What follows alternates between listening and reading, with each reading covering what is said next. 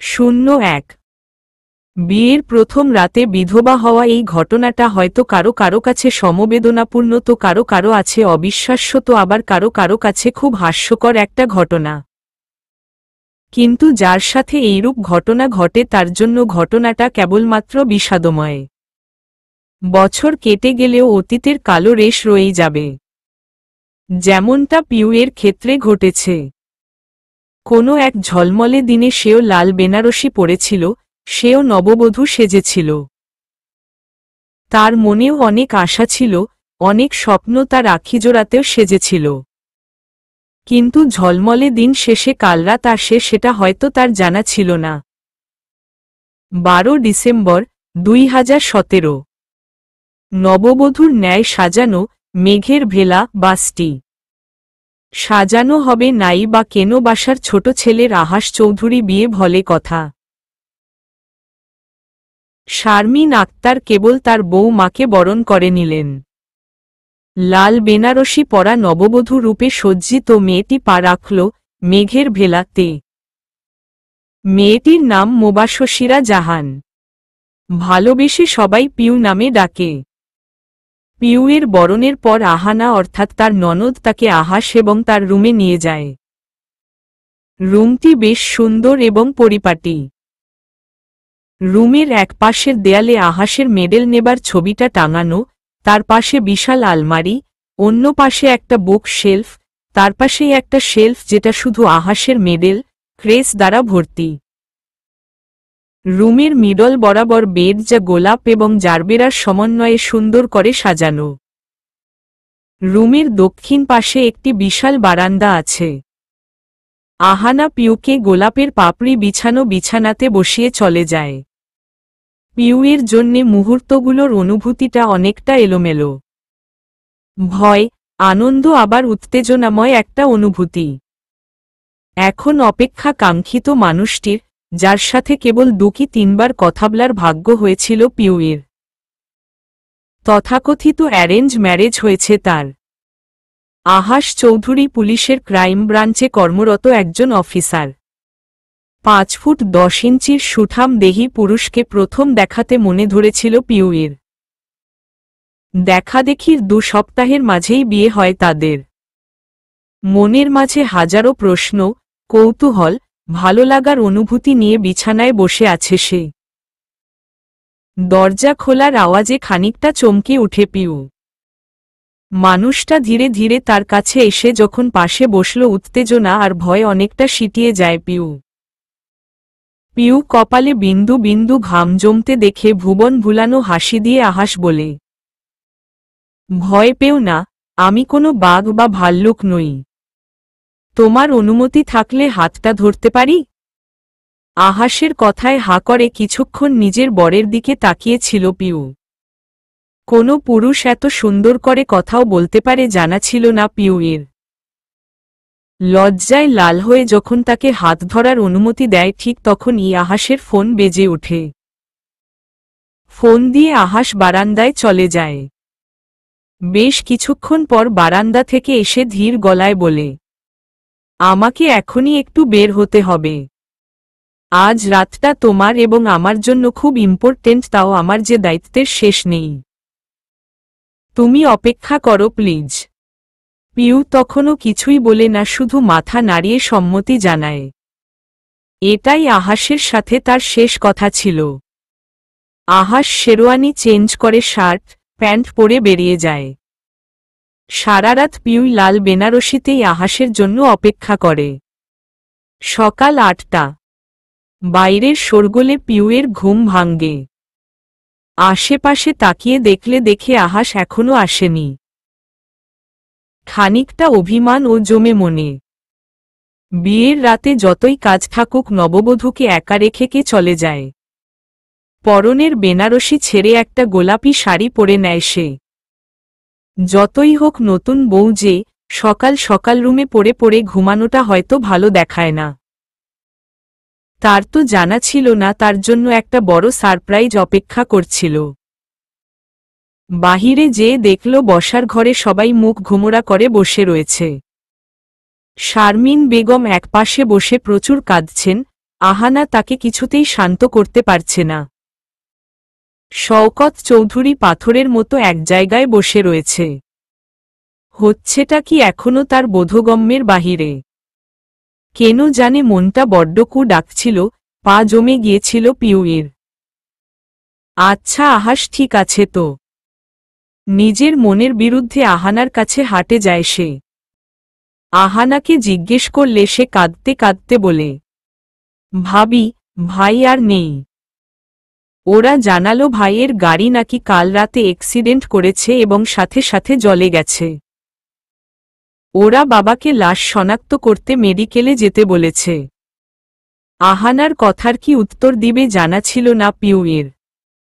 ধপ করে মাটিতে বসে পড়ে সে। মনে হচ্ছিল স্বপ্ন দেখছে, খুব বাজে একটা স্বপ্ন। ঘুম ভাঙলেই স্বপ্নটা ভেঙে যাবে এবং আহাসকে পাশে দেখবে সে। শওকত সাহেব লাশ শনাক্ত করে 11টার দিকে নিয়ে আসেন। লাশ যদিও চেনা যাচ্ছিল না, কিন্তু পরনের পোশাক এবং জিনিসগুলো সব আহাসেরই।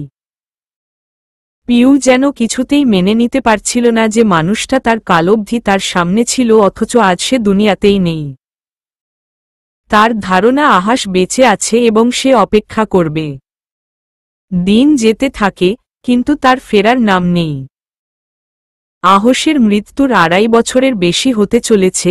পিউয়ের জীবন এবং সময়ের গতি কোনোটাই আটকে থাকেনি। ছিল। অনেকেই পিউকে অলক্ষ্মী নাম দিতে থাকে, কারণ আহাসের সাথে বিয়ের রাতেই আহাস মারা যায়। অনেকেই আবার পিউকে বাস্তবতার সাথে পরিচিত করাতে ব্যস্ত হয়ে পড়ে। শারমিন বেগম পিউকে কেন জানে ভালো চোখে দেখতে আর পারছেন না। তার ধারণা সে রাতে পিউ পারলেই তার ছেলেকে আটকাতে পারত। সবাই নিজেদের দুঃখ প্রকাশ করে যাচ্ছে, অথচ পিউ ওর মনের অবস্থা কেউ একটি বার বুঝার চেষ্টাও করেনি। পিউ মাটি কামড়ে শ্বশুরবাড়িতেই পড়ে রয়েছে। শারমিন বেগম তাকে দুচোখে দেখতে পারেন না। অথচ কিছু করার নেই, সে তো এই বাড়ির বউ। বাড়ির বউয়ের কোনো দায়িত্ব অপূর্ণ রাখেনি সে। সাথে একটা এনজিওতে চাকরি করে যাচ্ছে। শওকত সাহেব তাকে বাধা দেননি। পিউও স্বাভাবিক জীবনের অভিনয় মেতে উঠেছে। সবার সামনে ওর থেকে স্বাভাবিক মানুষ যেন আর কেউ নয়। কিন্তু সবার আড়ালে এখনো রাতে লাল বেনারসি পরে অপেক্ষারত থাকে, হয়তো আহাস ফিরে আসবে, সেদিন হবে তাদের ফুলসজ্জা। গাড়ির হর্নে অতীতের কালো চ্যাপ্টার থেকে বের হয় পিউ। খুব বাজেভাবে হর্ন বাজাচ্ছে আশেপাশের গাড়িগুলো। সিগন্যাল ছেড়ে দিয়েছে অনেকক্ষণ হয়েছে, কিন্তু পিউ অতীতের ভাবনায় এতটাই ডুবে রয়েছে যে ভুলেই গিয়েছে তার গাড়ি রাস্তা ব্লক করে রেখেছে। গাড়ির কাছে কেউ একজন সমানে নক করে যাচ্ছে। পিউ তাড়াতাড়ি গ্লাস নামাতেই একজন কালো শার্ট পরিহিত মধ্যবয়সী পুরুষ সানগ্লাস নামিয়ে কড়া কণ্ঠে বলে, গাড়ি চালানোর সময় যদি অন্যমনস্ক হয়ে থাকেন দেখা যাবে গন্তব্যটা বাড়ির দিকে না হয়ে সরাসরি উপরে হবে। আপনার সময়ের দাম না থাকতে পারে, অন্যদের আছে। 15 মিনিট ধরে সমানে হর্ন বাজাচ্ছি, আপনার তো হুঁশই নেই। এখন হা করে না থেকে প্লিজ মুভ। পিউ কোনো উত্তর দিতে পারল না, দোষটা তো তারই। লোকটাকে দেখে খুব ব্যস্ত মনে হচ্ছিল। পিউ কথা না বাড়িয়ে গাড়ি স্টার্ট দিল। গন্তব্যস্থান মেঘের ভেলা। 02। রেস্টুরেন্টের টেবিলে বসে চেকের পাতায় সাইন করে নিশির দিকে এগিয়ে দিল অভ্র চৌধুরী। নিশি অভ্রের 6 নম্বর গার্লফ্রেন্ড। অভ্র চৌধুরী শওকত চৌধুরীর বড় ছেলে। 3 বছর হয়েছে দেশে ফিরেছে সে। আহাসের মৃত্যুর পর থেকেই মেঘের ভেলাতে তার বসবাস। অভ্র নিজে অনেক বড় ব্যবসায়ী, দেশে বিদেশে তার ব্যবসা ছড়িয়ে আছে। গার্লফ্রেন্ডের লিস্টও তার বিশাল। পোশাকের মতো গার্লফ্রেন্ড বদলায় সে। কোনো নারী যদি স্বেচ্ছায় তার সাথে শারীরিক সম্পর্কে যেতে চায় তাতে তার কোনো আপত্তি নেই। যখন বিরক্ত লাগা শুরু করে নিজ থেকেই ব্রেকআপ করে ফেলে সে, যেমনটা এখন নিশির সাথে করবে। মেয়েটা বড্ড গায়ে পড়া স্বভাবের সাথে তার জীবন কন্ট্রোল করারও ইচ্ছা পোষণ করছে, যা অভ্রের মোটেই পছন্দ নয়। চেকটি এগিয়ে দিতে দিতে শান্ত গলায় অভ্র বলে, চেকটা ধরো, ইচ্ছে মতো অ্যামাউন্ট বসিয়ে নিও। হঠাৎ চেক? অবাক হয়ে প্রশ্নটি জিজ্ঞেস করতেই মুচকি হেসে অভ্র জানায়, আমার তোমাকে আর ভালো লাগছে না। কাল বলেছিলাম, তুমি বুঝোনি, তাই তোমাকে সামনাসামনি বলতে বাধ্য হচ্ছি আমার তোমাকে ভালো লাগছে না। চেকটা ধরো, ব্রেকআপ ফি। এমনিও আমি তোমার জন্য তোমার খরচ বহনের একটা মাধ্যম ছিলাম, প্লিজ রাখো। বলেই উঠে চলে যেতে নিলেই নিশি অভ্রের হাত ধরে কান্নাকাটি করতে লাগলে অভ্র খানিকটা চেতে যায়। কড়া কণ্ঠে বলে, বলছি তো হাতটা ছাড়ো। শুনছ না কেন? এভাবে আমার সাথে ব্রেকআপ করতে পারো না তুমি। প্লিজ সিন ক্রিয়েট করো না নিশি। তোমার সাথে আমি কখনোই কমিটমেন্টে ছিলাম না। আমাদের রিলেশনটা টাইমপাস ছিল, আর তাতে তোমার ও সমান সম্মতি ছিল। প্লিজ হাত ছাড়ো।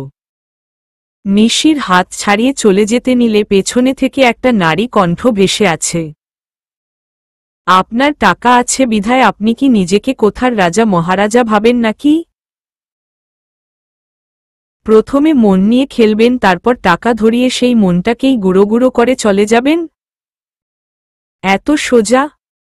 একেই গা রাগে রিরি করছে। উপর থেকে কথাটা শুনতেই মেজাজ আরও বিগড়ে গেল অভ্রের। পেছনে ফিরতেই দেখে নীল কামিজ পরা একটি মেয়ে দাঁড়িয়ে আছে। মেয়েটিকে দেখে এক মুহূর্তের জন্য অভ্রের চোখ আটকে গিয়েছিল। শ্যাম বর্ণের গায়ের রং, একপাশে বেনুনি করা, চোখে চশমা, কিন্তু মেয়েটির সাদামাটা চেহারাতে তেজটা দীপ্তিমান। এত নজরকাড়া সুন্দরী মেয়েদের ডেট করার পর এত সাদামাটা সিমসাম একটা মেয়ে তাকে আকর্ষণ করছে, ব্যাপারটা প্রথমে হজম হচ্ছিল না অভ্রের। মেয়েটি এসে তুড়ি বাজিয়ে জিজ্ঞেস করল, কি হলো উত্তর দিন। টাকা দিয়ে ভালোবাসা সম্পর্ক সব বুঝি কিনা যায়? স্বাভাবিক ভঙ্গিমাতে অভ্র উত্তর দেয়, নারী কল্যাণ সমিতির লোক নাকি আপনি? অন্যের ব্যাপারে ঝাঁপিয়ে পড়ে অন্যের সাথে সাথে নিজের সময়টুকু নষ্ট করছেন কেন? না, আমি নারী কল্যাণ সমিতির কেউ নই, তবে অন্যায় আমি ঐন্দ্রিলা সহ্য করতে পারি না। আপনাদের মতো মানুষদের যোগ্য উত্তর দিতে নিশ্চয় আমার নারী কল্যাণ সমিতির কেউ হতে হবে না। আর তোমাকেও বলছি, অপাত্রে ভালোবাসা দান করো না। আসলে কি বলো তো, এই টাইপের লোকেরা টাকাকেই নিজের সবকিছু ভাবে, আর সামনে থাকা মানুষটাকে নিজের পায়ের ধুলা ভাবে। তাই বলছি, এভাবে কান্নাকাটি না করে তার টাকা তাকে ফিরিয়ে দাও। আমি হলে তাই করতাম। বলে মেয়েটি এক মুহূর্ত অপেক্ষা না করে হাঁটা দিল। অভ্রের রাগে রিরি করছে, আজ অবধি কারোর সাহস হয়নি তার মুখের উপর কথা বলা, অথচ মেয়েটি কত সহজ ভঙ্গিমাতে তাকে অপমান করে হাঁটা দিল। এই অপমানের শোধ তো তুলতেই হবে তাকে। তবে যেই জিনিসটা তাকে বেশি ভাবাচ্ছে তা হলো মেয়েটিকে যে সে অপমান করতে পারত না, না কিন্তু নয়, কিন্তু কেন জানে কোনো উত্তর দিতে পারল না অভ্র। 03 মেঘের ভেলা তে পৌঁছাতে পৌঁছাতে আজ দেরি হয়ে গেছে পিউয়ের। বাড়িতে ফিরেই দেখল সোফায় পিউয়ের মামা বদরুল ইসলাম বসা। পিউয়ের বাবা আশফাক সাহেব মারা গেছেন 12 বছর হবে, তারপর থেকে বদরুল সাহেবের কাছেই পিউ এবং তার মা রত্না বেগম থাকত। 4 বছর আগে রত্না বেগম মারা যায়। সে কারণে মামা বদরুল সাহেব ও মামি আসমা বেগমই তার লিগাল গার্ডিয়ান। শওকত সাহেব আশফাক সাহেবের অনেক বছরের বন্ধু। সেই সুবাদেই এই বিয়েটা ঠিক হয়। আহাসের মৃত্যুর বদরুল সাহেব বারবার পিউকে নিয়ে যেতে চেয়েছেন। তার কথা পিউয়ের পুরো জীবন পড়ে রয়েছে, কিন্তু প্রতিটাবার শওকত সাহেব ভেটো দেন। তার কথা মেয়ের একবার বিয়ে হয়ে গেলে সেটাই তার একমাত্র ঘর। তাই শারমিন বেগমের পিউকে পছন্দ না হওয়া সত্ত্বেও তাকে সহ্য করে যাচ্ছেন। পিউকে দেখেই বদরুল সাহেব তাকে ডেকে তার পাশে বসতে বলে, পিউ মা, আয় তো আমার পাশে একটু বয়। জি মামু, আসছি। পিউ পাশে বসতেই বদরুল সাহেব শওকত সাহেবকে বলেন, দেখুন শওকত ভাই, আমি চাচ্ছি পিউ কিছুদিন আমার এখানে থাকুক। আমার মনে হয় না আপনি আপত্তি করবেন। দিশার সামনে বিয়েও পিউ থাকলে ওরও ভালো লাগবে। পিউ মা যা বলবে তাই হবে। আমার কোনো আপত্তি নেই। তাহলে ব্যাগ গুছিয়ে নাও পিউ। মামু, বলছি কি, যাও মা, ব্যাগ গুছিয়ে আসো। আমি এখনই তোমাকে নিয়ে যেতে চাইছি। আচ্ছা মামু। পিউ রুমের দিকে যাবার পর শওকত সাহেবকে তিনি বলেন, এবার আমি পিউয়ের চিকিৎসা করিয়ে তারপর সে যদি চায় তখন এ বাড়িমুখো করব। 2.5 বছর ধরে মেয়েটা পাগলের মতো একজনের অপেক্ষা করে যাচ্ছে, যার ফেরার কোনো আশা রাখা মানেই বোকামি। দেখো বদরুল, আমি মানছি পিউয়ের চিকিৎসা প্রয়োজন, তবে সে আমার বাড়ির বউ, আহাসের স্ত্রী। তুমি চাইলেই তাকে নিজের কাছে রাখতে পারো না। পিউ এ বাড়ির মেয়ে হয়ে আছে এবং সারা জীবন থাকবে। ক্ষমা করবেন শওকত ভাই, তবে একটা মেয়ের সারা জীবন পড়ে রয়েছে। কেবল 24-এ পা দিয়েছে সে, তাকে এভাবে নিজের কাছে জোর করে রেখে দেয়াটা বোধ হয় যৌক্তিক না। আর সবচেয়ে বড় কথা এত যে নিজের মেয়ে করছেন, আদৌ কি নিজের মেয়ের বেলাতে এভাবে হাতে হাত রেখে বসে থাকতে পারতেন?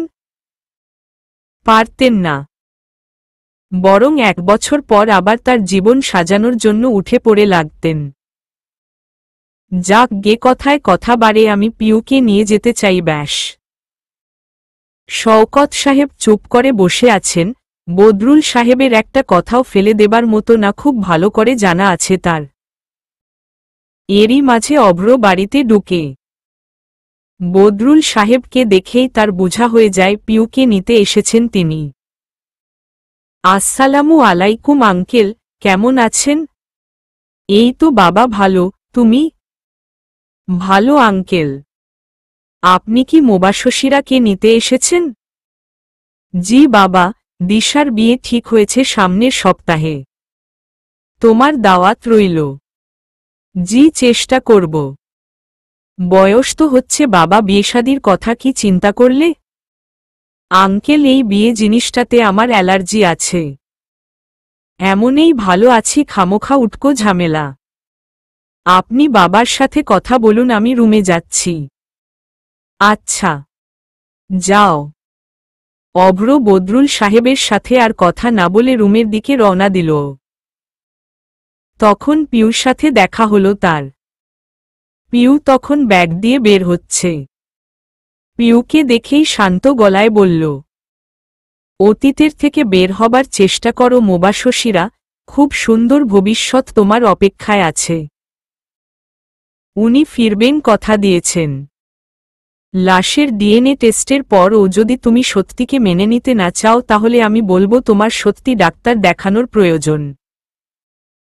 অতীতকে আগলে আর কতদিন থাকবে? আপনি ও কি অতীতকে আগলে রাখেননি? 26 বছর আগে যা হয়েছে সেটাকে কেন্দ্র করে এখনো নিজের বর্তমানটাকে নষ্ট করছেন না? আজ অবধি বিয়েটুকু করেননি। প্রতি মাসে আপনার নতুন গার্লফ্রেন্ড হয়। এসবের পরে আমাকে জ্ঞান দেয়াটা বোধহয় মানায় না অভ্র ভাই। বাহ, আজকের দিনটাই বুঝি মানুষের কথা শুনে আমাকে কাটাতে হবে। যাক গে, বিয়েতে যাচ্ছ, আনন্দ করো। অবশ্যই। অভ্র আর কথা বাড়াল না।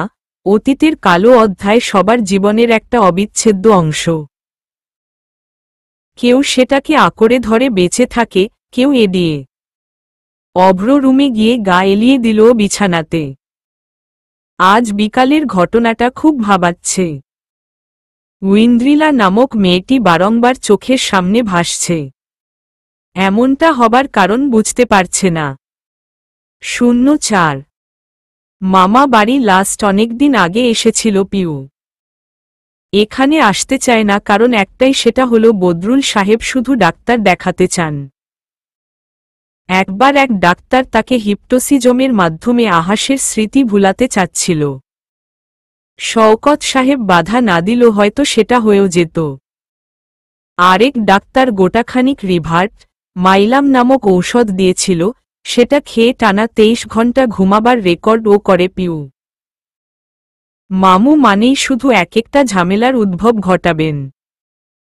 গতবার কোনো এক ছেলেকে নিয়ে এসেছিল, সারাদিন ওই ছেলের সাথে না চাইতেও পিউকে ঘুরতে হয়েছে। এবার কি প্ল্যান করে রেখেছে আল্লাহ জানে। বাড়িতে আসার সাথে সাথে দিশা তাকে জড়িয়ে ধরল। মেয়েটা বড় হয়ে গেছে, কে বলবে সামনের সপ্তাহে তার বিয়ে।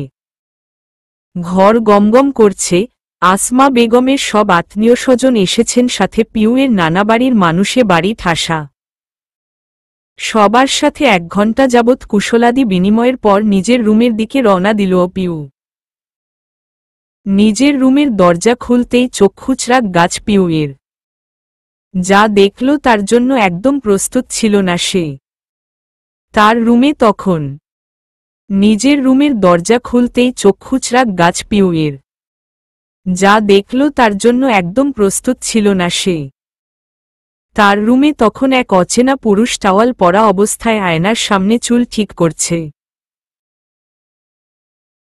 বেশ লম্বা চওড়া, সুঠাম দেহি একজন পুরুষ, দেখে অনুমান করা যাচ্ছে 6 ফুট তো হবে, ফর্সা পিঠে এখনো পানি লেপ্টে আছে। কিন্তু প্রশ্ন, তার রুমে এই পুরুষটি কি করছে এবং কেনই বা এভাবে দাঁড়িয়ে আছে? আপনি আমার রুমে কি করছেন? অনেকটা উত্তেজিত ভঙ্গিমাতে পিউ অচেনা পুরুষটির কাছে প্রশ্ন ছুড়ে দেয়। হঠাৎ নারী কণ্ঠ শুনে পুরুষটি ঘুরে তাকায় তার দিকে। খুব সহজ ভঙ্গিমাতেই বলে, এক্সকিউজ মি, এটা আমার রুম। আর আপনি নক না করে একটা ছেলের রুমে এভাবে কিভাবে ঢুকে পড়েছেন? মানেটা কি এটা আমার রুম?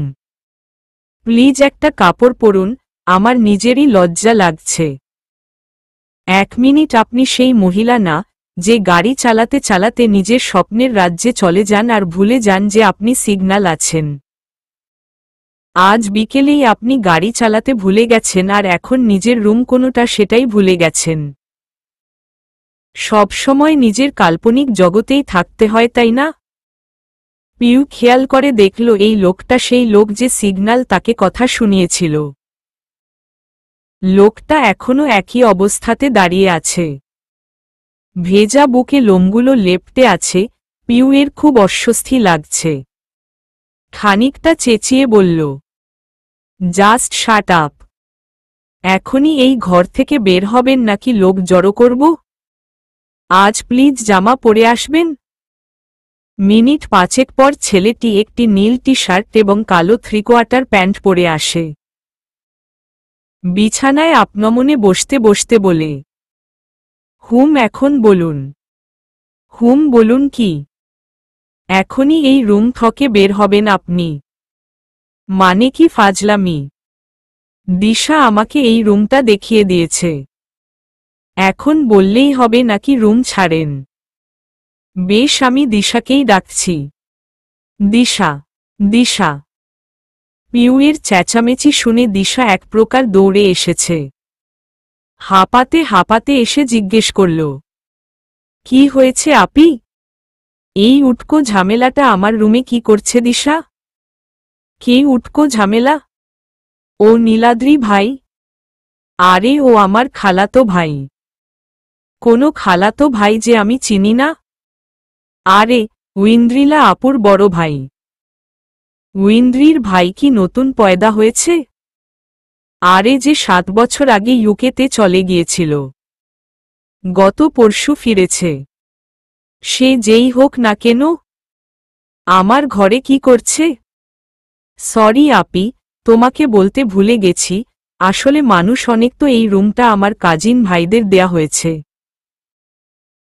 তুমি আমার রুমে আমার সাথে থাকবে। সেটা আগে বলা যায় না। অহেতুক একটা ছাগলের সাথে তর্ক করা লেগেছে আমার। আরে ছাগল বলছো কেন? উনি সাইকোলজির ডাক্তার, ওই যে বাবা তোমাকে ইনার দেয়া ঔষধ খেতে বলেছিল। ও এই সে সার্টিফাইড ছাগল যে কিনা আমাকে আবোল তাবলো ঔষধ খাইয়ে পাগল বানাতে গেছিল। নিজের নামে এত প্রশংসা শুনে আর নিজেকে আটকে রাখতে পারল না নীলাদ্রি। ঝাঝালো কণ্ঠে বলে উঠল, এক্সকিউজ মি, আমি আবোল তাবলো ঔষধ দেই? আপনি জানেন কার সাথে কথা বলছেন? জি, একটা পাগলের ডাক্তারের সাথে। তেজের সাথেই উত্তর দেয় পিউ। দিশা সিচুয়েশন বেগতিক দেখে সেটা সামলানোর জন্য বলে, নীলাদ্রি ভাই ও পিউ আপু, আমার ফুফাতো বোন। উইন্দ্রি আপুর সমবয়সী ও। ও, তা তোমার পিউ আপুকে বলো আমাকে একটু সম্মান দিতে। পিউ না মোবাশশিরা। পিউ শুধু আমার প্রিয় মানুষদের জন্য, আপনার জন্য মোবাশশিরা ঠিক আছে। আর সম্মান মুখে বললে পাওয়া যায় না, অর্জন করতে হয়। আর এর পর থেকে যদি রুমে সাবারিয়া গানে পারফর্ম করার শখ থাকে তবে দরজায় লক করে নিবেন। চল দিশা, বলেই গটগট করে রুম থেকে বেরিয়ে যায় পিউ। নীলাদ্রি অবাক নয়নে তার যাওয়ার পথে তাকিয়ে রইল। নীলাদ্রির পুরো নাম নীলাদ্রি আহসান আহমেদ। সম্পর্কে দিশার খালাতো ভাই, বিগত 7 বছর ধরে ডিগ্রি নেবার আশায় দেশের বাহিরে ছিল। এবার একেবারে বাইরের পাত চুকিয়ে দেশে ফিরেছে। পেশায় সাইকোলজিস্ট। পরিবার বলতে শুধু বাবা আর বোনই আছে তার। আসমা বেগমের খুব প্রিয় বলেই দেশে আসার পর থেকেই এ বাড়িতে এসে থাকার আদেশ পড়েছে তার উপর। বিকালে পিউকে খুব ইরিসপন্সিবল একটা মানুষ মনে হলেও এখন খানিকটা ইন্টারেস্টিং লাগছে। মুখের উপর তাকে সার্টিফাইড ছাগল বলে কি তেজ দেখিয়ে চলে গেল। পিউ একটা খুব ভালো আবার খুব খারাপ স্বভাব রয়েছে, খুব সহজে তার রাগ উঠে না, আবার উঠলে তা নামার নাম নেয় না। এই নীলাদ্রি নামক লোকটাকে দেখেই কেন যেন রাগ লাগছে। হয়তো তার উপর আগের সুপ্ত রাগ এবারের রাগের সাথে জমে বিরাট আকার নিয়েছে। রুমে ঢুকেই দেখল ঐন্দ্রিলা বারান্দায় উদাসীন মনে দাঁড়িয়ে আছে। অন্যবার হলে দৌড়ে এসে জড়িয়ে ধরে। ঐন্দ্রিলা আহমেদ, দিশার খালাতো বোন। মেয়েটার সাথে পিউয়ের বেশ ভাব। মনেই হয় না তাদের মাঝে রক্তের কোনো সম্পর্ক নেই। ঐন্দ্রিলা মেয়েটিকে যদি দুর্ভাগার ক্যাটাগরিতে ফেলা হয় তবে টপ 10-এ ওর নাম পড়বে। জন্মের সময় নাকি যমজ বাচ্চা জন্মে দেবার কথা ছিল মেয়েটির মা চাঁদনি বেগম, কিন্তু প্রেগনেন্সির কমপ্লিকেশনের জন্য অপর বাচ্চা এবং মা কাউকেই বাঁচানো যায়নি। শুধু ঐন্দ্রিলাকে কোনো মতে বাঁচানো গেছে। এজন্য শরীফুল আহমেদ অর্থাৎ তার বাবা মেয়েকে বেশির চেয়েও বেশি ভালোবাসেন। ছেলে এবং মেয়ে সৎ মায়ের কবলে যাতে না পড়ে তাই দ্বিতীয় বিয়ে করার কথা চিন্তাও করেননি। ঐন্দ্রিলা এবং পিউয়ের ভাবের এই কারণটাও আছে, একজন ছোট বয়সে বাবাকে হারায় তো আরেকজন মাকে চোখেও দেখেনি। ঐন্দ্রিলাকে উদাসীন দেখে পিউ ফিসফিসিয়ে দিশাকে জিজ্ঞেস করে, ঐন্দ্রি কি প্রেমে ছ্যাঁকা খেয়েছে? পুরনো দিনের নায়িকাদের মতো উদাসীন হয়ে আছে কেন? না না, সেরকম কিছুই না। বিকেলে বাহিরে গিয়েছিলাম, তখন কোনো লোকের সাথে ঝগড়া হয়েছে নাকি? পিউ ধীর পায়ে ঐন্দ্রিলার কাছে যেয়ে বলতে লাগল, যদি সত্যি কারোর সাথে প্রেম করে থাকিস বলতে পারিস, মামাকে বলে তোর বিয়েটা দিশার সাথেই দিয়ে দিব। হঠাৎ কারোর কথা শুনে বেশ খানিকটা চমকে উঠে ঐন্দ্রিলা। পিউকে এতদিন পর দেখে বেশ ভালো লাগছে ঐন্দ্রিলার।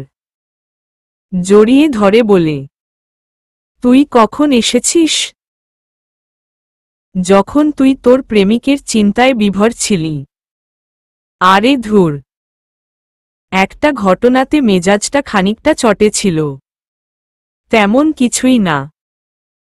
আমি ভাবলাম প্রেম করছিস কিনা, ছ্যাঁকা খেয়ে বেঁকে আছিস। ভেতরে এসে গা এলিয়ে বলল পিউ।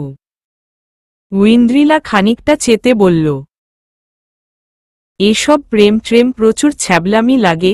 প্রেম কিরে বাবু, সোনা, আলগা পীড়িত। আমি তো ভেবে রেখেছি প্রেম ট্রেম না করে একেবারে বরকে ভালোবাসব। একটা ক্লাসি ব্যাপার আছে, যেমনটা পিউ আপু আহাস ভাইকে করে। এত বছর ধরে ভালোবাসা সত্ত্বেও কখনোই সেধে তার সামনেও যেত না। শুধু বিয়ের আগে দুবার ঘুরতে গিয়েছিল, তাও বাবা বলাতে। হঠাৎ দিশার মুখে আহাসের কথা শুনে পুরনো স্মৃতিগুলো জীবন্ত হয়ে উঠল পিউ এর সাথে। শান্তভাবে বলল, তোরা কথা বল, আমি একটু বাড়িটা ঘুরে দেখি। কতদিন পর এসেছি বল। পিউ আর কথা না বলে রুম ছেড়ে চলে গেল। ঐন্দ্রিলা দিশার মাথায় গাঁটটা মেরে বলতে লাগল, মাতারি, তোর বয়সই বেড়েছে, বুদ্ধি হল না। কোথায় কি বলতে হবে এখনো জানিস না? কি দরকার ছিল আহাসের কথা তোলা? সরি আপু। দিশার এই বেফাস কথা বলার স্বভাব জীবনেও শুধরাবে না।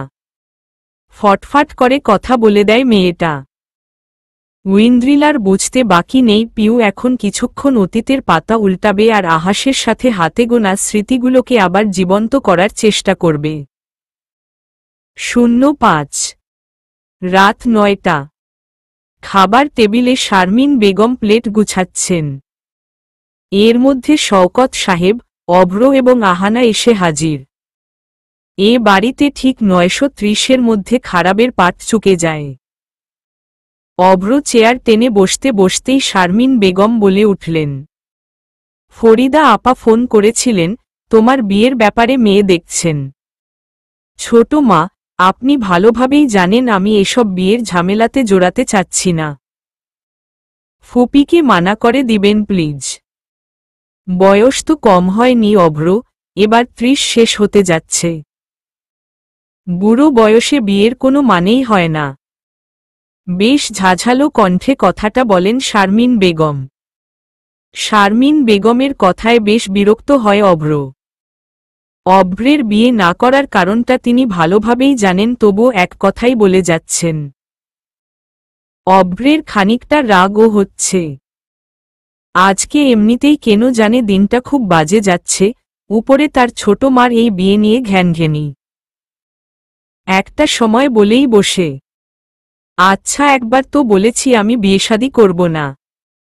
কেন বারবার একই কথা বলছেন? আমার জীবন নিয়ে আপনার না ভাবলেও। আচ্ছা একবার তো বলেছি আমি বিয়েশাদি করব না। কেন বারবার একই কথা বলছেন? আমার জীবন নিয়ে আপনার না ভাবলেও চলবে। অভ্রের কথাটা কোথাও না কোথাও বেশি কষ্ট দেয় শারমিন বেগমকে। তিনি তখন খুব শান্ত এবং ভারাক্রান্ত গলায় বলেন, জানি আমি তোমার আপন মানুই, তবে আমি কখনোই তোমাকে এবং আহাসকে আলাদা চোখে দেখিনি। অভ্র, তোমার জীবনে আমার নাক গলানোর অধিকার নেই ঠিকই, তবে নিজের ছেলের ভালো মন্দ দেখেও চুপ থাকাটা বোধহয় কোনো মারই উচিত নয়। আজ তোমার জায়গায় আহাস থাকলেও এভাবেই তার ভালো মন্দের ব্যাপারে কথা বলতাম। শারমিন বেগমের কথাগুলোতে সুপ্ত কষ্ট স্পষ্ট। অভ্রের কথায় তিনি কষ্ট পেয়েছেন এটা বুঝতে বাকি নেই অভ্রের। শারমিন বেগম এবং শওকত সাহেবের বিয়েটা খানিকটা নাটকীয়ভাবেই হয়। দুজন তাদের সন্তানের খাতিরে একে অপরকে বেছে নেন। অভ্র যখন 2 বছর বয়স তখন তার মা শুভ্রা বেগম তাকে ফেলে চলে যান। ছেলের এই বয়সে কিভাবে কি করবেন খুব দোটানাতে পড়ে যান শওকত সাহেব। তখন পরিবারের লোকেরা তার দ্বিতীয় বিয়ে শারমিন বেগমের সাথে ঠিক করেন।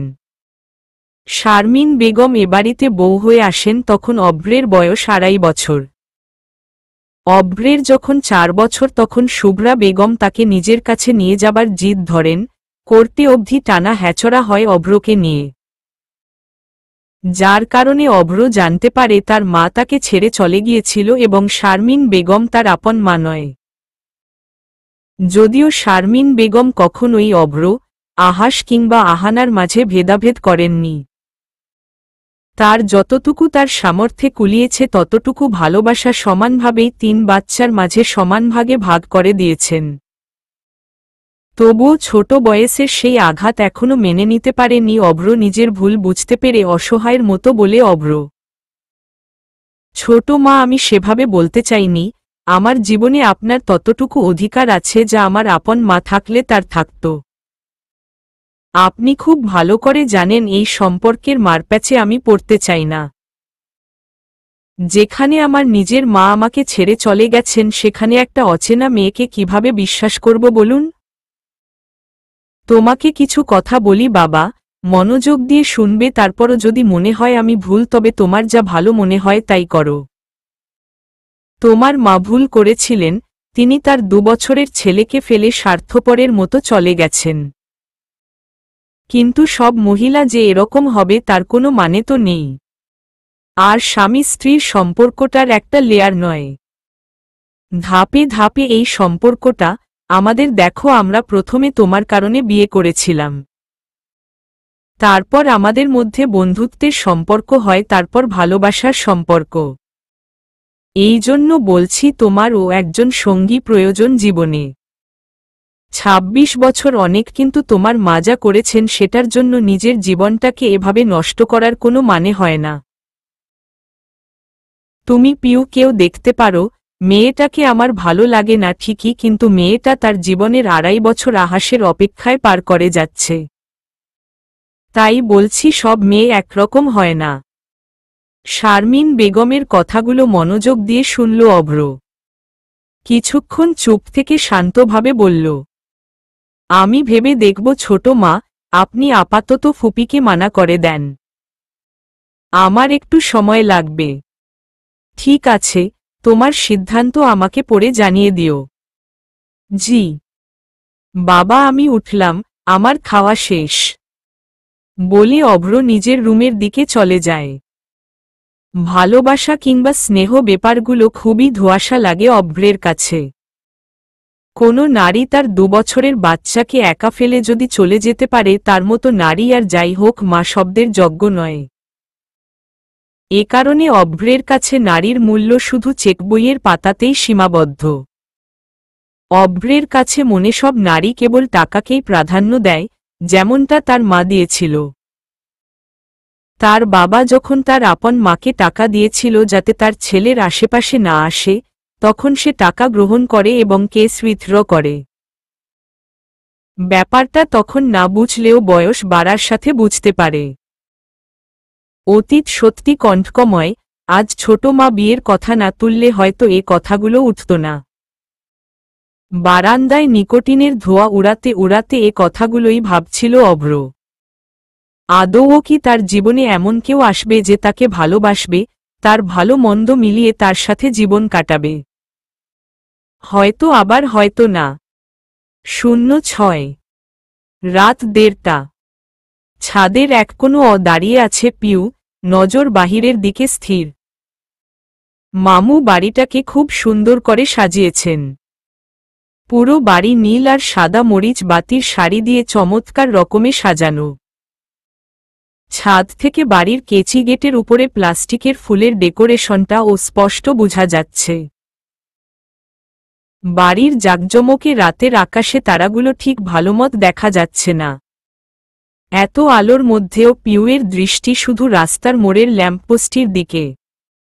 2.5 বছর আগে তার জীবনে এমন একটি দিন এসেছিল।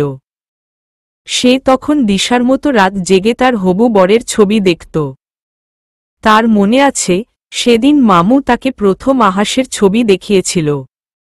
মামু এসে বলেছিল, পিউ মা, আমি জানি এখন তোমার বিয়ের বয়স হয়নি, তাই আমার এখনের কথাগুলো যুক্তিযুক্ত নাও মনে হতে পারে তোমার কাছে।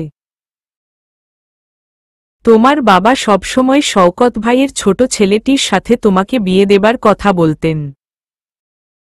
উনি মারার যাবার পর তোমার মা একই আশাতেই ছিলেন। সেদিন শওকত ভাইয়ের সাথে বহুদিন পর দেখা হয়েছে। উনি উনার ছোট ছেলের বিয়ের জন্য পাত্রী দেখছেন। ছেলেটি কিছুদিন হয়েছে পুলিশের চাকরিতে জয়েন করেছে। এখানে ছবিটি রাখলাম। তুমি যা সিদ্ধান্ত নিবে সেটাই আমরা মেনে নিব। মামুর কথাগুলো শুনে বেশ লজ্জা লাগছিল পিউয়ের। বয়স তখন তার 21 পেরিয়ে 22-এ পড়বে, মনে এসব আবেগগুলো একগুচ্ছ গোলাপের ন্যায় জীবন্ত। সেদিন কোনো উত্তর না দিলেও সপ্তাহ দুক পর ঠিকই তার সম্মতি জানিয়ে দেয়। অতীতের ঘটনাগুলো সিনেমার পর্দার মতো চোখে ভাসছে, যেন সেলুলয়েডের রিল চালানো হয়েছে। সামনের ল্যাম্পপোস্টটির দিকে তাকিয়ে আনমনেই বলতে লাগল, নয়ন তোমারে পায় না দেখিতে, রয়েছে নয়নে নয়নে, হৃদয় তোমারে পায় না জানিতে, হৃদয় রয়েছে গোপনে, বাসনা বসে মন অবিরত, ধায় 10 দিশে পাগলের মতো, স্থির আখি তুমি ক্ষরণে সতত, জাগিত শয়নে স্বপনে। রবীন্দ্রনাথ ঠাকুর। রাত বিরাতে ব্যর্থ প্রেমের কবিতা আবৃত্তি করাটা বইয়ের পাতার নায়িকাদের মানায়, এখনকার সময়ে ব্যাপারটা খানিকটা ভুতুড়ে হয়ে যায় না? হঠাৎ কারোর কণ্ঠ শুনে চমকে উঠে পিউ। পেছনে ফিরে তাকাতেই মেজাজ তিরিক্ষি হয়ে ওঠে। পেছনে ফিরতেই দেখে পকেটের মধ্যে হাত ঢুকিয়ে বেশ আল্লু অর্জুন পোজ দিয়ে দাঁড়িয়ে আছে নীলাদ্রি। লোকটাকে দেখে সন্ধ্যায় ঘটে যাওয়া ঘটনাগুলো পুনরায় মনে পড়ে গেল পিউয়ের। লোকটাকে দেখে বেশ বিরক্ত লাগছে তার, অস্বস্তিও লাগছে। নিজের একাকিত্ব সময়ে কারোর আগমন পিউয়ের একদমই পছন্দ নয়। এটা শুধু তার এবং আহাসের স্মৃতির ব্যক্তিগত মুহূর্ত। নিঃশব্দে নিজের রুমের দিকে রওনা দিতে নিলে লোকটাকে দেখে বেশ বিরক্ত লাগছে তার, অস্বস্তিও লাগছে। নিজের একাকিত্ব সময়ে কারোর আগমন পিউয়ের একদমই পছন্দ নয়। এটা শুধু তার এবং আহাসের স্মৃতির ব্যক্তিগত মুহূর্ত। নিঃশব্দে নিজের রুমের দিকে রওনা দিতে নিলে নীলাদ্রি পিউয়ের হাত টেনে নিজের কাছে নিয়ে আসে। নীলাদ্রি এমন কাজ করবে স্বপ্নেও ভাবেনি পিউ। স্বভাবত পিউয়ের চোখ বিস্ফোরিত রূপ নিয়ে তাকালে নীলাদ্রি পিউয়ের হাত ছেড়ে দেয়। নিজের কাজে নিজেরই অস্বস্তি লাগছে নীলাদ্রির। আমতা আমতা করে পিউকে বলে, কিছু কথা ছিল তোমার ব্যাপারে। বলুন শুনছি। পিউয়ের কঠোর উত্তরে খানিকটা ভরকে যায় নীলাদ্রি। কিছুক্ষণ চুপ থেকে হাত দুইটি বুকে বেঁধে শান্ত গলায় বলে, মোবাশশিরা, আমি জানি আমাকে তোমার তেমন পছন্দ নয়, তবে এখন থেকে আমার সাথে তোমার বহুবার দেখা হবে। তোমার ইচ্ছে থাকুক কিংবা না থাকুক। মানে? একটু খোলসা করে বললে আমার জন্য ভালো হয় কিনা। খালু আমাকে তোমার ব্যাপারে সব বলেছেন। তিনি চান আমি তোমার চিকিৎসা করি। যদিও তোমার মেইনলি একজন সাইকোথেরাপিস্টের প্রয়োজন, বাট আমার মনে হয় আগে কিছুদিন তোমাকে আমার অবসার্ভে রাখলে বেটার হবে। আমি শুধু তোমাকে কাউন্সিল করব কিছুদিন। আপনাদের সমস্যা কি বলুন তো? কেন আমার পেছনে লেগে আছেন? আমি তো পাগল নই। মোবাশশিরা, কাম ডাউন। তোমাকে কেউ পাগল বলছে না। আমি জাস্ট তোমাকে অবসার্ভ করব। আমার যদি মনে হয় যে তোমার কোনো প্রবলেম নেই, দেন খালুকে ক্লিয়ার করে বলে দিব যে ইউ আর অলরাইট। সত্যি বলতে কি আহাস মানে তোমার হাসবেন্ডের মৃত্যুর পর থেকে তোমার বিহেভিয়ার বেশ অ্যাবনর্মাল। যে কারণে এবার বেশ শক্ত কণ্ঠে পিউ বলে উঠে, জানেন তো জীবনটা একটা স্টেজের মতো, জলজান্ত স্টেজ, যেখানে আপনাকে প্রতিনিয়ত অভিনয় করে যেতে হয়। প্রত্যেকটা মানুষের জন্য আলাদা আলাদা রোল, আলাদা আলাদা ক্যারেক্টার। এই দেখুন না, জীবনের সবথেকে সুখময় দিনটাই আমার জীবনের সবথেকে বিষাদময় হয়ে গেছে। তাই বলে কি আমার জীবন কি থেমে আছে? না, আমার জীবন থামেনি। আমি অন্য কারোর বিয়েতে আনন্দ করতে চলে এসেছি। কারণ এখানে আমার ক্যারেক্টার কনের মামাতো বোনের, এবং আমি হাসিখুশি সেই ক্যারেক্টার পালন করব। সুতরাং আমার জীবন সাজানোর অহেতুক চেষ্টা করবেন না। আমি খুশি আছি, আমি ভালো আছি। আমার আপনার সিম্প্যাথির কোনো প্রয়োজন নেই মি নীলাদ্রি। পিউয়ের কথা শুনে মুচকি হেসে নীলাদ্রি বলে, সবাইকে মিথ্যে বললেও নিজেকে ঠকাতে পেরেছ কি? নিজের মনকে জিজ্ঞেস করে দেখো সে আদৌ খুশি আছে তো, নাকি মানুষের সাথে অভিনয় করতে করতে নিজের অন্তঃসত্ত্বার সাথেও ছলনা শুরু করেছ? যদি সত্যিই ভালো থাকো তাহলে রাতের পর রাত নির্ঘুম কাটে কেন তোমার? কেন তোমার ফেসবুক সার্চে সবার প্রথম নামটি আহাসের? কেন দিন শেষে তার মোবাইলে মেসেজ করো তুমি? মোবাশশিরা, তুমি ভালো নেই বরং আরও খারাপের দিকে যাচ্ছ। এতটা খারাপ যে তুমি কল্পনাও করতে পারছ না। তোমার ডাক্তার বলে বলছি না, একজন বন্ধু হিসেবে বলছি। অতীত একটা কণ্ঠকময় সত্যি, সেটাকে এড়ানো যায় না। এভাবে থাকলে একদিন নিজেই গুমরে গুমরে শেষ হয়ে যেতে হবে তোমায়। তো কি করব? আপনি আমার জায়গায় থাকলে কি করতেন? পৃথিবীর কেউ তাকে আমার কাছে ফিরিয়ে দিতে পারবে না। এটা অসম্ভব। এভাবে আমাকে অভিনয় করে যেতে হবে। শেষ নিঃশ্বাস অবধি অভিনয় করে যেতে হবে। এটা তোমার ভুল ধারণা, আমরা তো মানুষ মোবাশশিরা। এক না এক সময় আমাদের মরতেই হবে। এটা বাস্তবতা। আহাসের মৃত্যুও একটা বাস্তবতা, এটা তোমাকে মানতেই হবে। তাই বলে কি তোমার জীবন থেমে থাকবে? তুমি নিজেকে থামিয়ে রেখেছ। এখনো সেই 2.5 বছর আগের সেই দিনে নিজেকে আটকে রেখেছ। Please move on Mobashshira. অনেক সুন্দর পৃথিবী তোমার জন্য ওয়েট করছে। কাউকে কোনো দিন ভালোবেসেছেন? হুট করে পিউয়ের ভাবলেশহীন প্রশ্নে খানিকটা ভরকে যায় নীলাদ্রি। কি উত্তর দিবে বুঝে উঠতে পারছিল না নীলাদ্রি। নীলাদ্রিকে চুপ থাকতে দেখে টিটকারির হাসি দিয়ে পিউ বলে, উত্তর নেই মানে ভালোবাসেননি? আমি ভালোবেসেছি। আহাস আমার প্রথম প্রেম, ভালো লাগা, ভালোবাসা। আমার জীবনের প্রথম পুরুষ। ভালোবাসা নামক অনুভূতিটাই অন্যরকম। যেদিন আপনি কাউকে ভালোবাসবেন সেদিন না হয় আমাকে জ্ঞানগুলো দিবেন।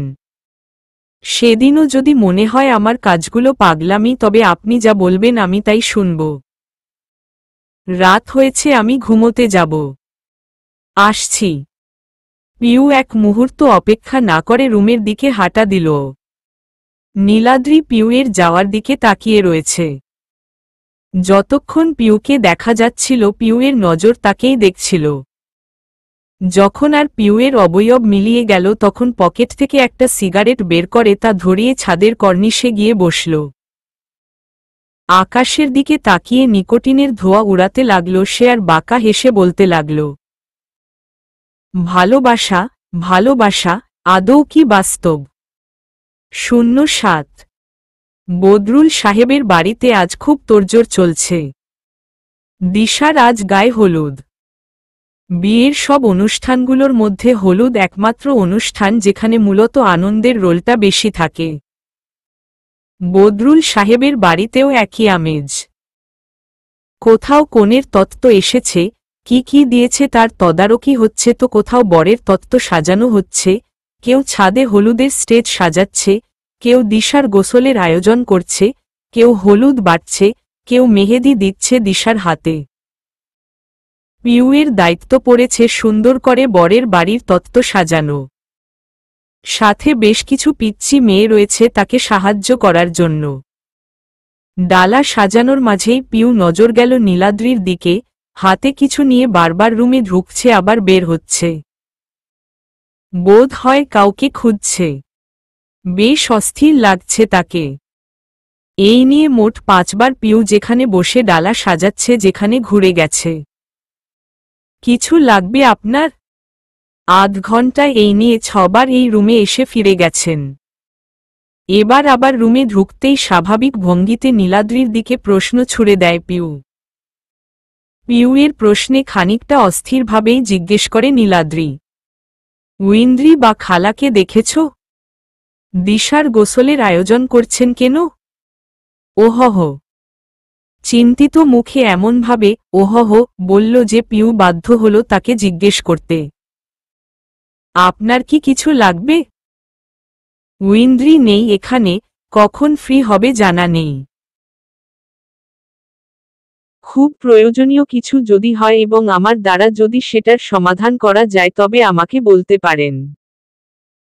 নীলাদ্রি বেশ ইতস্তত বোধ করছে, কিন্তু উপায়ন্তর না পেয়ে পেছনে থেকে ধলামচা করা একটা কাপড় বের করে পিউয়ের সামনে এনে বলল, না মানে, আসলে এই পাঞ্জাবিটা একটু ইস্ত্রি করা লাগত।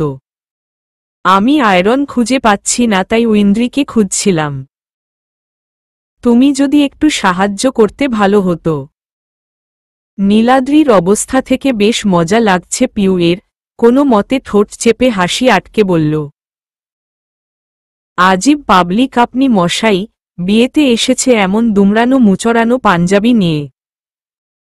দেখে মনে হচ্ছে ওর উপর ঝড় বয়ে গেছে।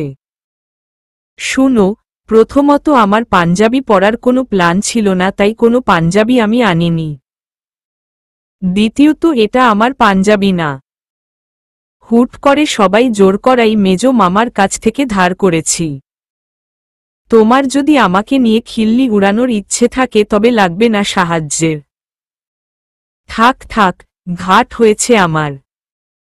বাবুর গোসা আছে বলতে গেলে। রেখে যান ওখানে, হাতের কাজ শেষ হলে সাফাকে নিয়ে পাঠিয়ে দেব। পিউয়ের কথায় আর কথা না বাড়িয়ে পাঞ্জাবিটা সেখানে রেখেই হাঁটা দিল নীলাদ্রি। ওখানে নীলাদ্রির টমেটোর মতো লাল হয়ে যাওয়া মুখের কথা ভেবে খিলখিল করে হেসে উঠে পিউ। অবশ্য পিউয়ের মুক্তদানার হাসি নীলাদ্রির চোখ এড়াল না।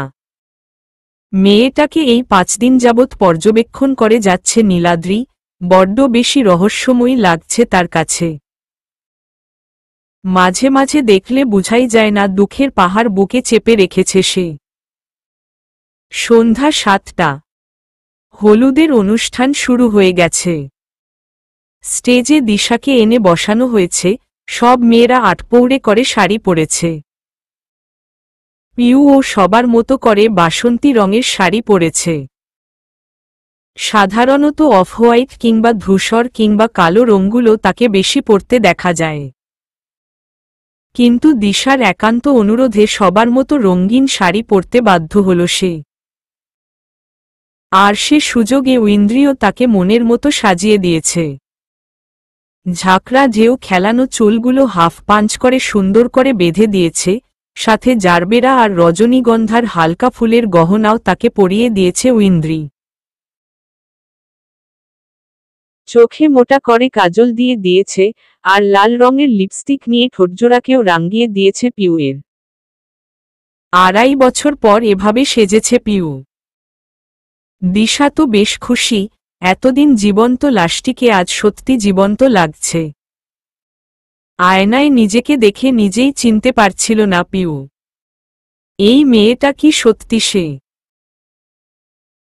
বদরুল সাহেবের পিউকে দেখে আজ অনেক শান্তি লাগছে। মেয়েটা যদি জীবনটাকেও এভাবে সাজাতো তাহলে হয়তো তার বোনের কাছে দায়বদ্ধ থাকতে হতো না তার। শওকত সাহেবের পুরো পরিবার এসেছে হলুদের অনুষ্ঠানে। অভ্র যদিও আসতে চাচ্ছিল না কিন্তু বাবার কথায় খানিকটা বাধ্য হয়ে এসেছে। পিউ তাদের অতিথি আপ্যায়নের কোনো ত্রুটি রাখেনি। হলুদের অনুষ্ঠান শুরু হয়ে গেছে। সাউন্ড বক্সের একপাশে শরবতের গ্লাস হাতেই দাঁড়িয়েছিল অভ্র। কিন্তু হঠাৎ স্টেজের দিকে তাকাতেই চোখ আটকে গেল তার। যার জন্য 5 দিন নিশাচরের মতো কাটিয়েছে আজ সে নিজে তার জগতে ধরা দিয়েছে। বাসন্তী কালারের শাড়িতে বেশ লাগছে ঐন্দ্রিলাকে, কোনো ভারী গহনা নেই। শুধু খোপায় বেলি ফুলের মালা পরা। একটা অন্যরকম স্নিগ্ধতা তার মাঝে আছে। অভ্র খুব খুঁটিয়ে পা থেকে মাথা অবধি ঐন্দ্রিলাকে দেখে নিল। বাঁকা হাসি দিয়ে স্টেজে কাছে গেল সে। পিউ অভ্রকে দেখে জিজ্ঞেস করল, ভাইয়া কিছু লাগবে? না। আচ্ছা এই মেয়েটা কে? কোনো মেয়ে বলুন তো। বেলিফুলের খোপা ওয়ালি। ওহ, ও ইন্দ্রিলা, আমার দূর সম্পর্কের খালাতো বোন। পিউয়ের কথায় চাপাস্বরে অভ্র বলে উঠল। বেআইন বলে কথা, ঠাট্টা তামাশা তো করাই যায়। কিছু বললেন ভাইয়া? উহু থাকো বলে অভ্র চলে গেল সেখান থেকে। মাথায় এখন ছক কষছে মেয়েটাকে কিভাবে শায়েস্তা করা যায়। স্টেজ থেকে নেমে ভেতরের দিকে রওনা হল উইন্দ্রি। হলুদের দ্বিতীয় বাটিটা নিয়ে যেতে হবে স্টেজে তাকে। টেবিলের থেকে বাটিটা নিতে গেলে অনুভব করতে পারল কারোর নিঃশ্বাস ঘাড়ের উপর পড়ছে। সবাই ছাদে বিধায় খানিকটা থমকে যায় উইন্দ্রি। তাড়াতাড়ি পেছনে ফিরলে টেবিলের থেকে বাটিটা নিতে গেলে অনুভব করতে পারল কারোর নিঃশ্বাস ঘাড়ের উপর পড়ছে। সবাই ছাদে বিধায় খানিকটা থমকে যায় উইন্দ্রি। তাড়াতাড়ি পেছনে ফিরলে খানিকটা চমকে উঠে সে। তার ঠিক পেছনে সাদা পাঞ্জাবি এবং হলুদ কটি পরিহিত একজন পুরুষ দাঁড়িয়ে আছে। বেশ লম্বা লোকটি নীলাদ্রির কাছাকাছি তো হবে, ফর্সা মুখে খোঁচা খোঁচা দাড়ি, চুলগুলো জেল দিয়ে কায়দা করে স্টাইল করা। প্রথমে চিনতে না পারলেও পরে ঠিক চিনতে পারে লোকটি সেই ব্যক্তি যার সাথে রেস্টুরেন্টে তর্কাতর্কি হয়েছিল। লোকটি তার দিকে বেশ ঝুঁকে দাঁড়িয়ে আছে, ঠোঁটের কোনো দুষ্টু হাসির রেখা। এই লোক এখানে এসে টপকাবে এটা কল্পনাতেও চিন্তা করেনি উইন্দ্রি। আমতা আমতা করে জিজ্ঞেস করে সে, আপনি এখানে? নারী কল্যাণ সমিতির ম্যাডাম তোতলাতেও পারে জানা ছিল না। আগে বলুন আপনি এখানে কি করছেন? দারোয়ান চাচা আপনাকে ঢুকতে কিভাবে দিল? বদরুল আঙ্কেল এত ভালোবেসে দাওয়াত করেছেন যে না এসে পারলাম না। দারোয়ান চাচা সালাম দিয়ে ঢুকতে দিয়েছেন। স্বাভাবিক ভঙ্গিমাতে কথাগুলো বলে নিজের দুটো হাত উইন্দ্রিলার দুপাশে নিয়ে টেবিলে ভর দিয়ে দাঁড়ায় অভ্র, যাতে করে উইন্দ্রিলার দিকে আরও ঝুঁকে পড়ে সে। অভ্রের গরম নিঃশ্বাস উইন্দ্রিলার মুখে আছড়ে পড়ছে। বেশ অস্বস্তিকর একটা পরিবেশ। উইন্দ্রিলা শুধু এখান থেকে কিভাবে বের হবে সে কথাটাই ভাবছে। রাগ লাগছে আবার দম বন্ধ বন্ধ লাগছে, বুকের হৃদস্পন বেশ বেড়ে যাচ্ছে। অভ্রের চোখ তখন স্থির উইন্দ্রিলার দিকে। মেয়েটা এত সাধারণের মাঝে অসাধারণ কিভাবে হতে পারে, কোনো সাজসজ্জা নেই। শুধু চোখের নিচে হালকা কাজল আর ঠোঁটে লিপবাম। এভাবেও কোনো নারীকে নজরকাড়া সুন্দর লাগতে পারে? বেলিফুলের মিষ্টি মাতালোকরা নাকে আসছে। এই নারীর সঙ্গ তাকে বিরক্ত করছে না, বরং মন চাইছে সময়টা থেমে যাক। অভ্রের নিপুণ নজর উইন্দ্রিলাকে আরও অস্বস্তিতে ফেলে দিচ্ছে। হলুদের বাটিটা নিয়ে চলে যেতে নিলে অভ্রের দুহাত তাকে বেড়িবাঁধের মতো আটকে রেখেছে, যদিও তার শরীরে একবারও স্পর্শ করেনি। বেশ ক্ষিপ্ত কণ্ঠে বলে উঠে উইন্দ্রি, কি অসভ্যতা হচ্ছে, যেতে দিন আমাকে। পালিয়ে যেতে চাচ্ছ? সেদিন তো বেশ বড় বড় কথা বলেছিলে, আজ পালাতে চাচ্ছ? আমি কিন্তু একটা কথাও ভুলিনি। সমস্যাটা কি বলুন তো, কেন পায়ে পা বিধিয়ে ঝগড়া করতে চাচ্ছেন? শুরুটা তুমি করেছিলে, আমি তো শেষটা টানছি। দেখুন। দেখছি বলো। পথটা ছাড়ুন, আমি যেতে চাই, নয়তো। যদি না ছাড়ি? কি করবে?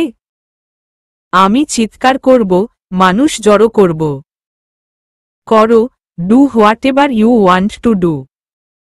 বাট কেউ আসবে না, ছাদে লাউডস্পিকারে গান চলছে। তোমার চিৎকার কাকপক্ষীর ও কানে যাবে না। তোমার সাথে কিছু হয়ে গেলেও কেউ টের পাবে না। এবার বেশ চুপসে গেল উইন্দ্রিলা। অভ্রের চোখের ভাষাটা বেশ ভয়ঙ্কর। অভ্র খেয়াল করল উইন্দ্রিলার চোখগুলো লাল হয়ে গেছে এবং তাতে পানি জমে গেছে। তাই ওর কানের কাছে মুখ নিয়ে ধীর এবং কড়া কণ্ঠে বলে, তাহলে ঐন্দ্রিলা ও ভয় পায়। এবারের জন্য ছেড়ে দিচ্ছি, তবে অভ্র চৌধুরীর সাথে পাঙ্গা নিতে গেলে এমন পরিণতিই হয়। কথাটা মাথায় ঢুকিয়ে রাখো। আর একটা কথা, খয়েরি ব্লাউসের নিচে সাদা ব্রাটা ঠিক মানায় না। বলে বা চোখ টিপ্পনি কেটে পকেটে হাত গুজে হাঁটা দিল অভ্র। পেছনে একবার ফিরেও তাকায়নি সে, তাকালে হয়তো দেখতে পেত রাগ সামলাতে না পেরে গাল বেয়ে নোনা জলরাশি গড়িয়ে পড়ছে ঐন্দ্রিলার। এই একটা স্বভাব মেয়েটার, খুব রাগ হলে কেঁদে দেয়। অভ্রের বেশ শান্তি লাগছে, অপমানের বদলাটা নেওয়া হয়ে গেছে, সাথে আহত বাঘিনীর মতো ঐন্দ্রিলার চেহারাটাও দেখা হয়ে গেল। মেয়েটাকে যদি সারাক্ষণ চোখের সামনে রাখা যেত বেশ হতো। ঐন্দ্রিলা সেখানে ঠায় দাঁড়িয়ে আছে, রাগে গাড়ি করছে। লোকটা অসহ্যকর, খারাপ, অহংকারী তা ঐন্দ্রিলার জানা ছিল, তবে এতটা নিচু মনের সেটা কল্পনাও করেনি যে। অভ্র নামের লোকটিকে তার প্রথম দেখায় অপছন্দ হয়েছিল ঠিকই, কিন্তু এখন অভ্র নামক লোকটির প্রতি মনে ঘৃণার জাল বাসা বেঁধেছে। বেশ খানিক সময় হয়ে গেছে, অথচ হলুদের বাটি না আসায় আসমা বেগম পিউকে নিচে পাঠান। পিউ ডাইনিং রুমে এসেই দেখে হলুদ হাতে টেবিলের কাছে ঐন্দ্রিলা দাঁড়িয়ে আছে। চোখ মুখ বেশ সুবিধার মনে হচ্ছে না, চোখ জোড়া, নাক বেশ লাল হয়ে আছে তার। পিউ ঐন্দ্রির কাঁধে হাত রেখে বলে, কি হয়েছে, তোকে এরকম লাগছে কেন? পিউয়ের কণ্ঠস্বরে সম্বিত ফিরে ঐন্দ্রিলার। নিজেকে সামলে নিয়ে বলে, তুই হলুদ নিয়ে উপরে যা, আমার শরীরটা ভালো লাগছে না। শরীর কি খুব খারাপ? আমি কি থাকবো তোর সাথে? লাগবে না, তুই উপরে যা, কত কাজ আছে বল। আমার একটু ভালো লাগলেই আমি উপরে যাব। ঠিক আছে, নিজের খেয়াল রাখিস, দরজা লাগিয়ে দিস। সবাই আমরা উপরে তো। হুম। পিউ আর কথা বাড়ালো না, হলুদের বাটি নিয়ে উপরে ছুটল। ঐন্দ্রিলা দিশার রুমে যেয়ে শাড়ি ছেড়ে নিল। খুব রাগ লাগছে, কেন যেন মনে হচ্ছে এখনো লোকটার অস্তিত্ব তার গায়ে লেগে আছে। দেরি না করে ওয়াশরুমে শাওয়ারের নিচে দাঁড়িয়ে পড়ল সে। 08। দিশার হলুদের অনুষ্ঠান প্রায় শেষের দিকে, সব বড়দের হলুদ লাগানো শেষ। পিউ দিশার পাশেই ছিল। তখনই আহানা এসে তার কাছে দাঁড়াল। পিউকে একটু টেনে নিয়ে বলল, ভাবি শুনো না, আমি নাকরাস ছেয়েছি। কি হহ? হুম, বর্ষর ক্রাস খেয়েছি। কার উপর? ওই যে নীল রঙের পাঞ্জাবি পরা ছেলেটা। পিউ কৌতূহলী চোখে তাকাতেই খেয়াল করল আহানা কার কাউকে নয় নীলাদ্রিকে দেখাচ্ছে। হলুদ পাঞ্জাবিটায় খারাপ লাগছে না লোকটাকে। হাতাগুলো ফোল্ড করে কনুই অবধি উঠানো, হাতের কালো ঘড়িটা স্পষ্ট দেখা যাচ্ছে, সিল্কি চুলগুলো কপালে পড়ে রয়েছে। হলুদ উপলক্ষে দাড়ি কেটে ক্লিন সেভ করা মুখটা দেখে কেউ বলবে লোকটা শুধু আহানা তার থেকেও 6-7 বছর বড়। উফ, লোকটা পারেও কি দরকার এত মাঞ্জা মেরে আসার। পিউয়ের খানিকটা বিরক্তও লাগল, কিন্তু বিরক্তি প্রকাশ না করেই আহানাকে বলল, তুমি শিওর তুমি এর উপর ক্রাস খেয়েছ? হ্যাঁ, ভাবি। তুমি চিনো তাকে? না, চিনি না, তবে আমার তো মনে হয় লোক ভালো না। ক্রাসই খাওয়ের বেশি কিছুর দরকার নেই। কি বলছো, খুব ভালো মানুষ। হ্যাঁ হ্যাঁ, আমি তো শাড়িতে পা বেঁধে পড়ে যাচ্ছিলাম। উনি পুরো হিরোর মতো এসে আমাকে ধরলেন। কি মিষ্টি করে কথা বলে। এমন একটা লোককে বিয়ে করলে মন্দ হয় না। আমার তো মনে হয় আমার থেকে 2-3 বছর বড় হবে। এই মেয়ে, কমপক্ষে তোমার থেকে 10 বছর বড় হবে এই লোক। অভ্র ভাইয়ের বয়সী। এত বড়? কই চেহারাতে তো বোঝা যায় না। সমস্যা নেই, চেহারাতে না বোঝা গেলেই চলবে। তবে তুমি কিভাবে জানো উনার বয়স এত? কারণ আমার দূর সম্পর্কের খালাতো ভাই হন উনি। তাহলে যে বললে চেনো না? আমার তাকে পছন্দ নয় তাই বলেছিলাম। যাক গে, ভালোই হলো, একটু পরিচয় করিয়ে দাও না, কি নাম তার? মাকে বলি? ধুর, ভাবি, এমন করছো কেন? আমি না তোমার একমাত্র ননদ। উনার নাম নীলাদ্রি। শান্তি। শোনো, ক্রাস যেন ক্রাসের মতোই থাকে। ঠিক আছে, ঠিক আছে। আহানার মুখে হাসির রেখা ফুটে ওঠে। এবার ফেসবুকই শেষ ভরসা তার। পিউ আর কথা বাড়াল না। বাচ্চা মেয়ে, মন শুধু উড়ো উড়ো ভাব। শুধু শুধু কিছু বলে লাভ হবে না। রাত 9টা।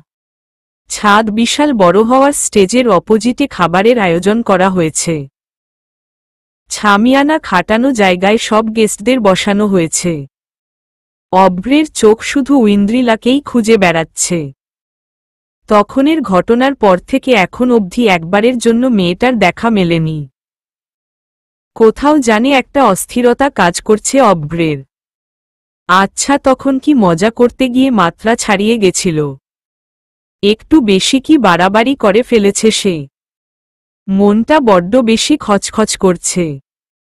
কিন্তু কাউকে জিজ্ঞেসও করতে পারছে না মেয়েটা এখন কোথায়। পিউকে ও দেখছে না যে ওকে ছলে বলে কৌশলে জিজ্ঞেস করবে ঐন্দ্রিলা কোথায়। মেয়েটাকে শায়েস্তা করেও শান্তি পাচ্ছে না অভ্র।